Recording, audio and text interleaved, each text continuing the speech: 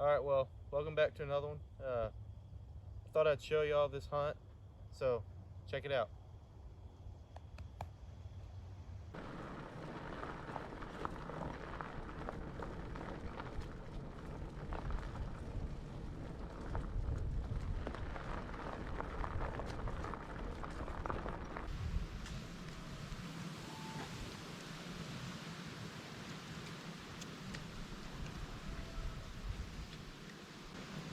Alright, we're in here for Casper. It's October 11th. And he was in here last night, right after dark. And he's been in here just about every night, but this is the most consistent this deer has ever been, is coming every night. But the thing that's inconsistent about it is he don't come at the same time every time, so hopefully with it being 75 and shady today and the wind blowing, hopefully that might get him in here, because yesterday when he was in here right after dark, it was high 80s. It was high 80s yesterday, so,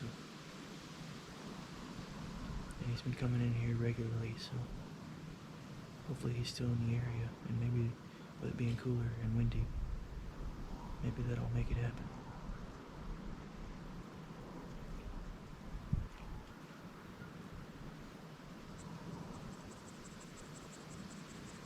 You know, from watching Casper video, every time he's come into the feeder here, he's coming around on this cut trail, and he's coming down from that side of the cut trail, down to the right side of the feeder, and every time he's left the feeder, he's went the same way, so hopefully if he comes out, he'll come down that trail so I can kind of see him off in the trees, so I'll know to get everything ready.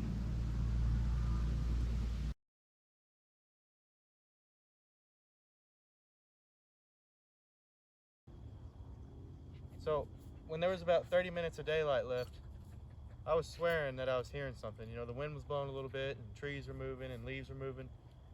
But I had that gut feeling that something was moving, because I could kind of hear something a little bit off in the distance. And it got dark on me, so I had a deep down gut feeling that it could have been Casper.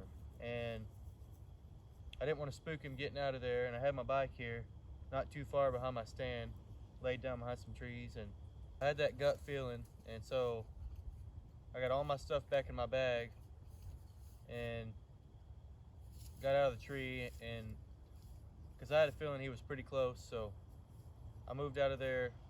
It took a while to get out of there. I moved out of there real quiet and real slow, and I didn't even turn my headlamp on, so it took me a little bit to get everything in the dark. But I got back to my bike. You know, it's not an electric bike, so I got back to my bike, and I didn't want it to make any noise, so I just picked it up and walked it a little ways. Once I got a little further off, I got on it, rode it back to the truck, put all my stuff in the truck.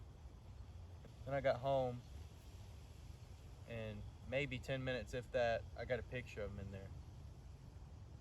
And thought, man, if it would have been 20 minutes earlier, 30 minutes earlier, I could have had a shot at him.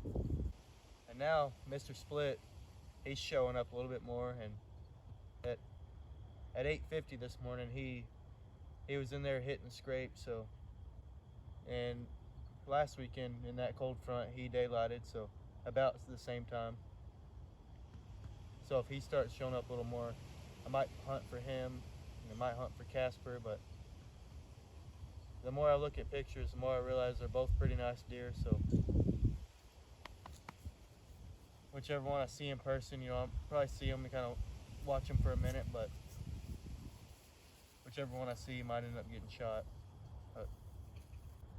And so now, you know, I've got, today's the 12th, and this weekend, it's about 70 degrees right now, and this weekend it's supposed to be another cold front, so I'll most likely hunt this weekend, but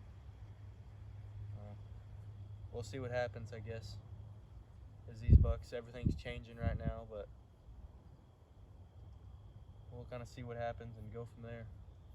But thank y'all for watching. If you would, please like, subscribe, and comment.